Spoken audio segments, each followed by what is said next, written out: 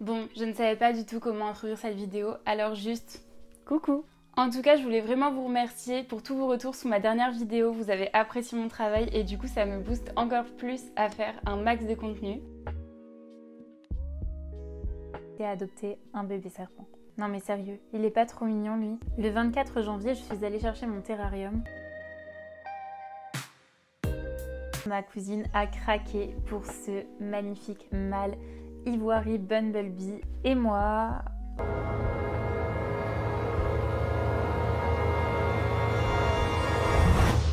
Et oui, c'est dans cette vidéo que vous allez découvrir mon python. C'est le jour J. Aujourd'hui, je vais chercher mon python. Le 20 février, ce fut le grand jour, le jour de l'adoption. La veille, j'avais repéré quelques serpents sur le site Terrario Center avec un petit crush pour celui-ci. Pendant toute la route, j'étais surexcitée à l'idée de rencontrer mon nouveau baby. Parmi les 12 que j'avais sélectionnés la veille, j'ai demandé à l'éleveur de m'en ramener 7. Lorsqu'il me les a amenés, j'ai tout de suite su celui que j'allais prendre. Enfin, je devrais dire celle que j'allais prendre.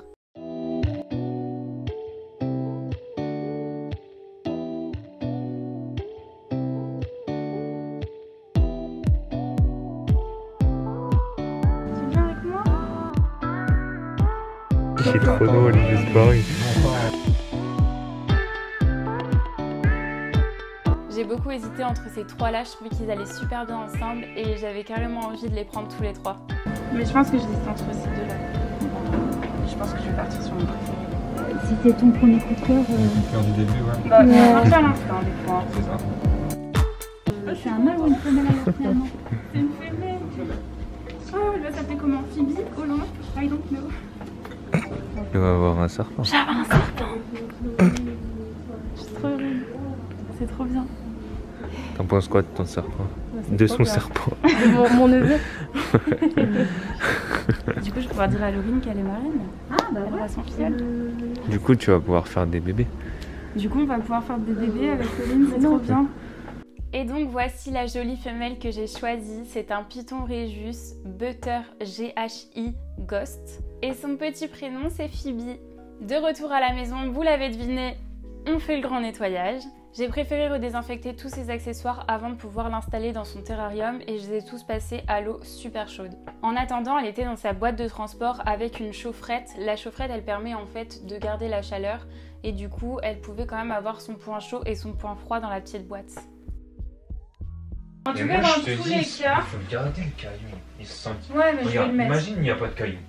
Bah, il n'y a que ça. Ah ouais. Il est beau. Il est trop beau, mais... Il est vraiment stylé. Tu peux m'aider? C'est moi qui le mettrai dans son terrain. Non, ça c'est moi. Allez. Toi, non, s'il te plaît, toi tu filmes. Non, allez, s'il te plaît. Allez, s'il te plaît, c'est mon serpent. On fait un Shifumi. Non. Allez, Est-ce que tu juste peux comme m'aider, ça, s'il te juste plaît? comme ça, juste comme ça. Mais c'est moi qui le mets dans son terrain.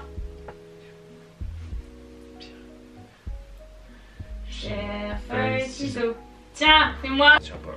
Il faut mettre plus de marge. Mais ça, je te l'ai dit, hein, ça c'est les terrariums chinois, ils sont comme ça.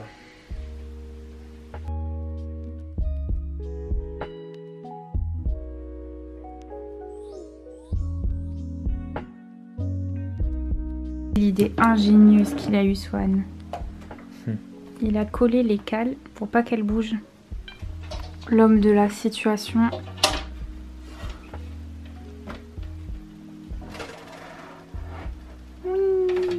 Je suis partie manger et je l'avais laissé dans ma chambre sur mon bureau juste ici. Et en remontant, je vois que la boîte est ouverte. Et en fait, mademoiselle, cette petite chipie, elle était en train de se prendre un bain de soleil sur mon lit.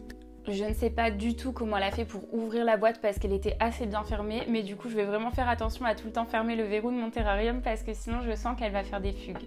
Je vous avoue que j'ai eu vraiment super peur quand j'ai vu que la boîte, elle était ouverte. Je me suis dit qu'elle s'était enfuie et je vous dis pas le bazar pour retrouver un serpent dans une maison.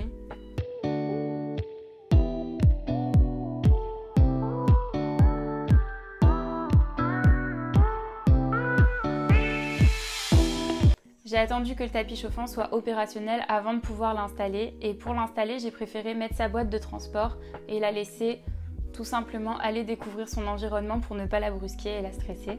Elle n'a pas mis très longtemps à en sortir et après elle a exploré tous les recoins de son terrarium, mais vraiment tous.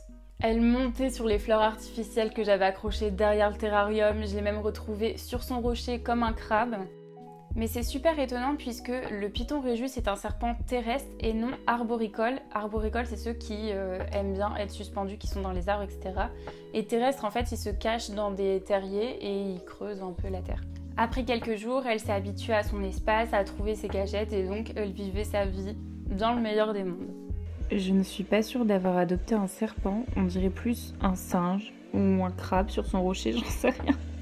Mais c'est trop bizarre parce qu'elle arrête pas de monter, soit elle monte dans les feuilles là-haut, soit elle monte dans les feuilles là, et puis là, écoutez, elle s'est posée sur son rocher tranquillou quoi. En discutant avec une fille sur Instagram, elle m'a dit que le bois était super dangereux pour les pythons puisqu'en fait ils pouvaient moisir ou alors leur donner des acariens. Donc le lendemain, j'ai préféré enlever le bois pour voir ce que j'allais en faire, si j'allais le garder ou non, puisqu'en fait il y a plusieurs avis sur le bois. D'ailleurs, si vous avez un python et que vous avez donc une écorce et une racine araignée en vigne, dites-moi si vous le laissez, ce que vous avez fait, parce que du coup je pensais peut-être le mettre au four pour essayer d'enlever tous les acariens et après le remettre dans son terrarium. Mais comme elle m'a dit que c'était dangereux, j'ai préféré l'enlever et en fait j'ai été lui racheter une cachette toute simple, basique, que les éleveurs ont habituellement. Et je lui ai racheté quelques plantes pour qu'elle se sente un peu plus confinée. Et oui, les serpents aiment être confinés, pas comme nous.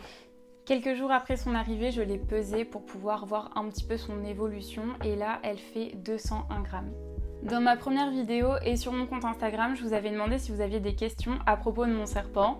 Alors c'est la partie de vidéo dans laquelle je vais répondre. Quand auras-tu ton serpent chez toi ?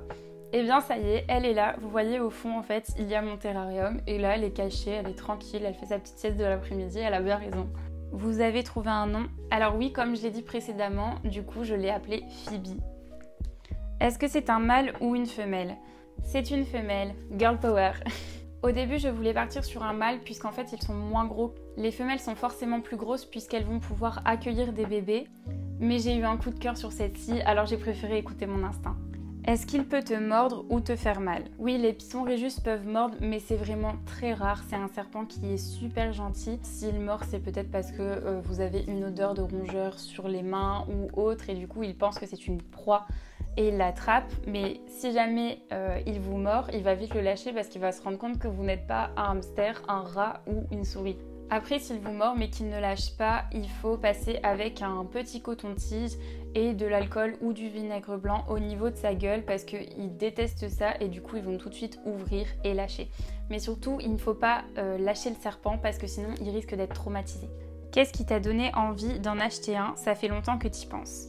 Ah, ça fait très très longtemps que j'y pense. J'adore les serpents, je trouvais ça vraiment trop cool et c'est quelque chose qui est hyper original, qui sort du commun. Il n'y a pas beaucoup de personnes qui aiment les serpents et qui en ont un chez eux.